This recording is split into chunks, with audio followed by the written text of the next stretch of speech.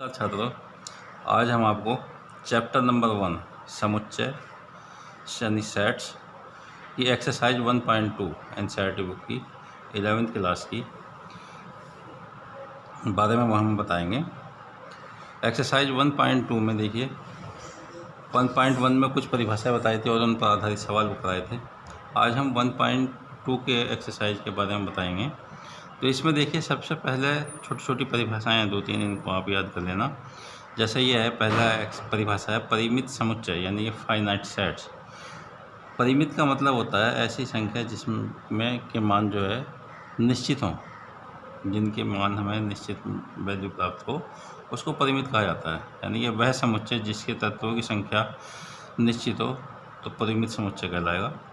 जैसे A=AEIOU यानी कि इसके तत्वों की संख्या निश्चित है। ये अंग्रेजी वर्णमाला के स्वर कहलाते हैं, तो स्वर की संख्या निश्चित होती है और ये AEIOU होते हैं, तो इसे परिमित समुच्चय कहेंगे। इसी तरह से दूसरा समुच्चय होता है अपरिमित समुच्चय।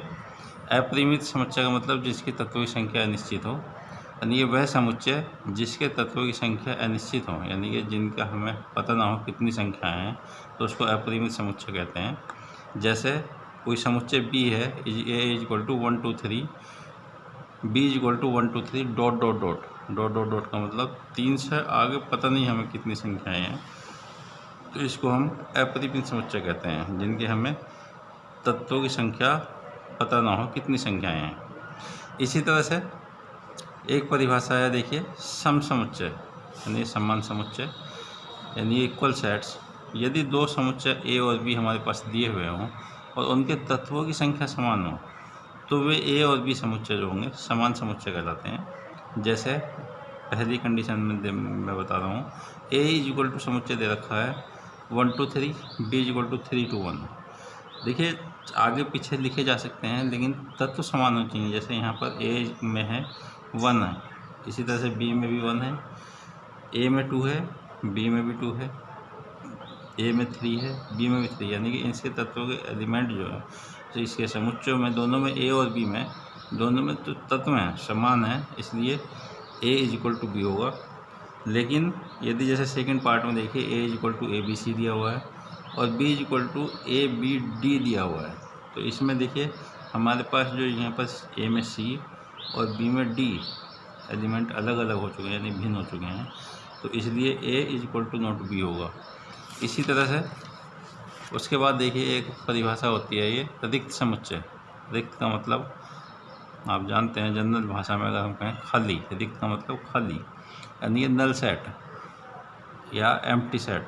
वह समुच्चय जिसमें कोई भी तत्व न हो रिक्त समुच्चय कहलाता है। इसे फाई या इंग्लिश में हिंदी में लिखे दे रहा हूँ मैं, इसको फाई प्रतीक है ये, इसका फाई अथवा खाली ब्रैकेट इससे प्रदर्शित करते हैं।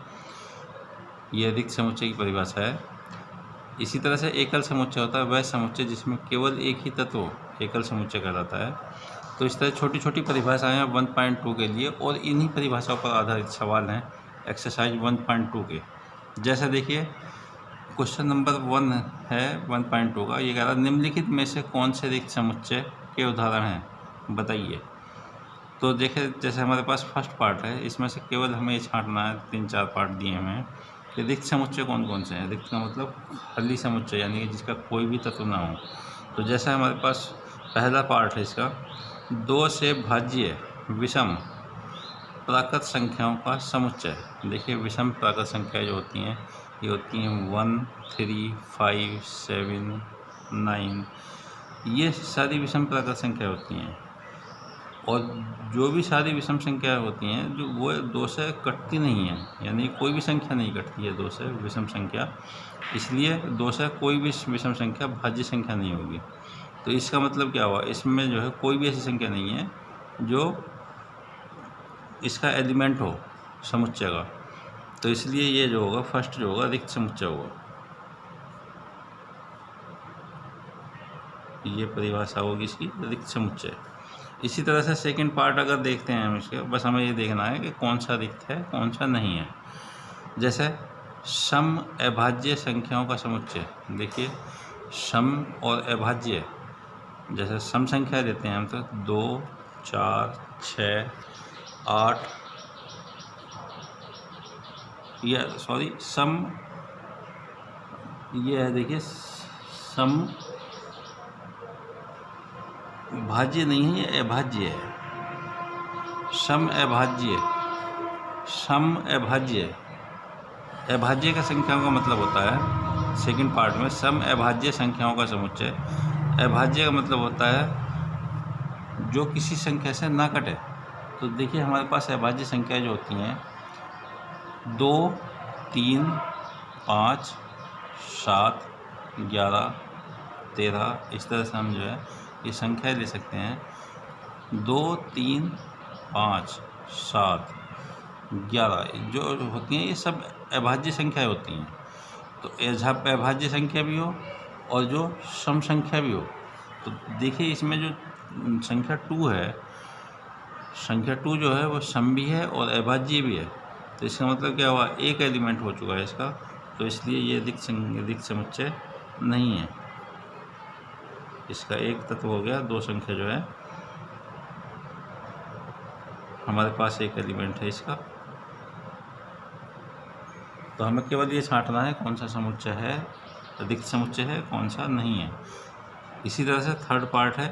थर्ड पार्ट में देखिए ये कह रहा है x ऐसा है कि x एक प्राकृत संख्या है तथा x स्मॉलर देन 5 और 7 x ग्रेटर देन 7, यानी कि x एक प्राकृत संख्या है और x का मान जो है 5 से छोटा और 7 से बड़ा है, यानी दोनों कंडीशन एक साथ लागू होनी चाहिए, ऐसी संख्या है। यानी 5 से छोटी और 7 से बड़ी। देखिए कोई भी ऐसी संख्या नहीं होती है हमारे पास, प्राकृत संख्या हो या किसी भी तरह की संख्या हो जो 5 से छोटी हो और 7 से बड़ी हो। केवल एक कंडीशन इनमें से लागू हो सकती है, एक बार में दोनों कंडीशन इनमें से लागू नहीं हो सकती। या तो 5 से छोटी संख्या होगी या 7 से बड़ी संख्या होगी। इसका मतलब कोई भी ऐसा एलिमेंट नहीं है जो इस कंडीशन को फॉलो करता हो, तो इसलिए ये रिक्त समुच्चय होगा।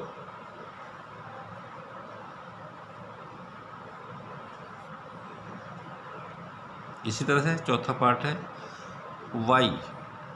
ऐसा है कि y किन्हीं 2 समांतर रेखाओं का उभयनिष्ठ बिंदु है। देखिए समांतर रेखाएं जो होती हैं, उभयनिष्ठ बिंदु का मतलब होता है जब 2 रेखाएं एक दूसरे को किसी बिंदु पर काटती हैं। जैसे हमारे पास ये है, ये रेखाएं हैं, एक रेखा ये है, एक रेखा ये है। तो जो ये हमारे पास ये बिंदु होता है ये उभयनिष्ठ बिंदु कहलाता है जब 2 रेखाएं एक दूसरे को काटती हों।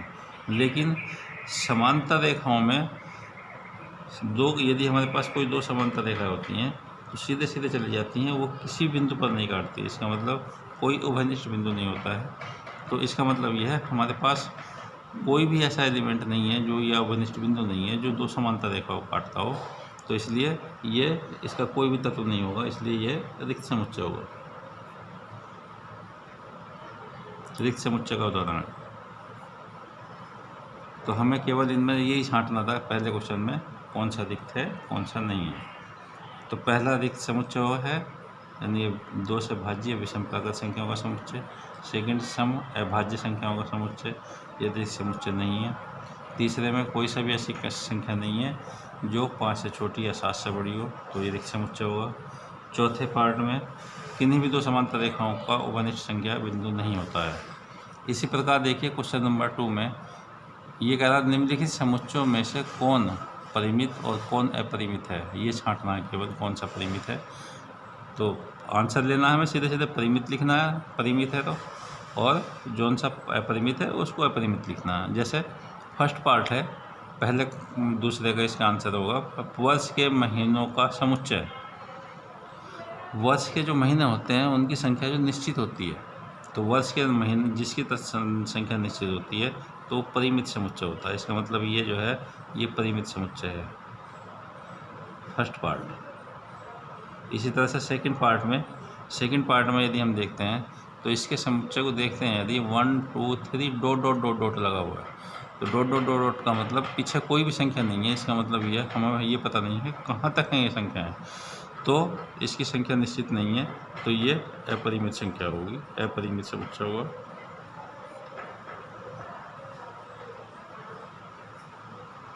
इसी तरह से थर्ड पार्ट है इसका।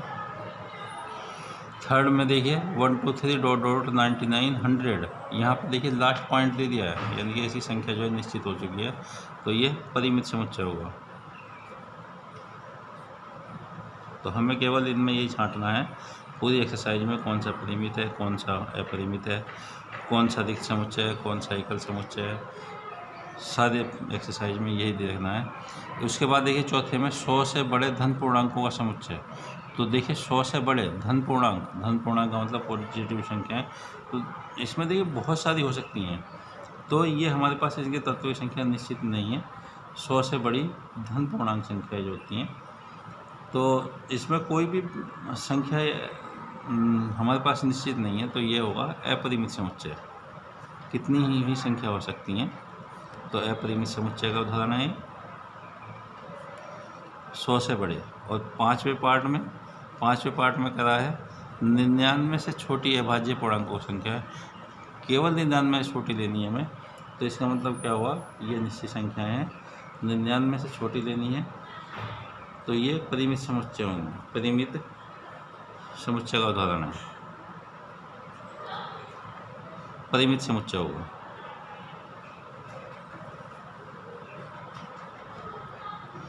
इसी प्रकार देखिए क्वेश्चन नंबर 4 है इसी का ही, इसमें हमें क्वेश्चन नंबर 4 में इसी एक्सरसाइज में निम्नलिखित में से बताइए कि a इक्वल टू बी है अथवा नहीं, ये छांटना है या नहीं है।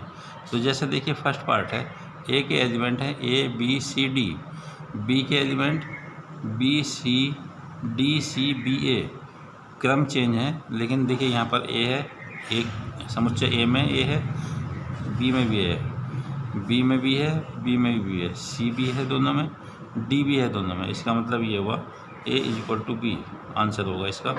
इसी तरह से सेकंड पार्ट में देखिए ए में और बी में इनके एलिमेंट देखने में, तो देखिए 4 दोनों में है, 8 भी दोनों में है, 12 नहीं है, 16 दोनों में है, तो A is equal to not B, क्योंकि इसके तत्वों की संख्या समान नहीं है। ए में 12 ऐसा नंबर है जो बी में नहीं है, और बी में 18 ऐसा नंबर है जो ए में नहीं है, तो इसके तत्वों की संख्या समान नहीं है, इसलिए A is equal to not B. इसी तरह से थर्ड पार्ट में ये कह रहा है A is equal to 2 4, A is equal to 2 4 6 8 10, और दूसरा बी इज इक्वल टू कह रहा है एक्स ऐसा है कि एक्स सम धन पूर्णांक है और एक्स का मान सम धन पूर्णांक है, और x का मान 10 से छोटा है, 10 के बराबर है या 10 से छोटा है, समान संख्या और धन पूर्णांक, यानी कि इससे देखिए a तो दिया हुआ है हमारे पास 2 4 6 8 10, और b इक्वल टू दे रखा है सम धन पूर्णांक और 10 से छोटा और 10 के बराबर, तो इसकी वैल्यू होंगी 2 4 6 8 10, 10 के लगभग बराबर होगा ये।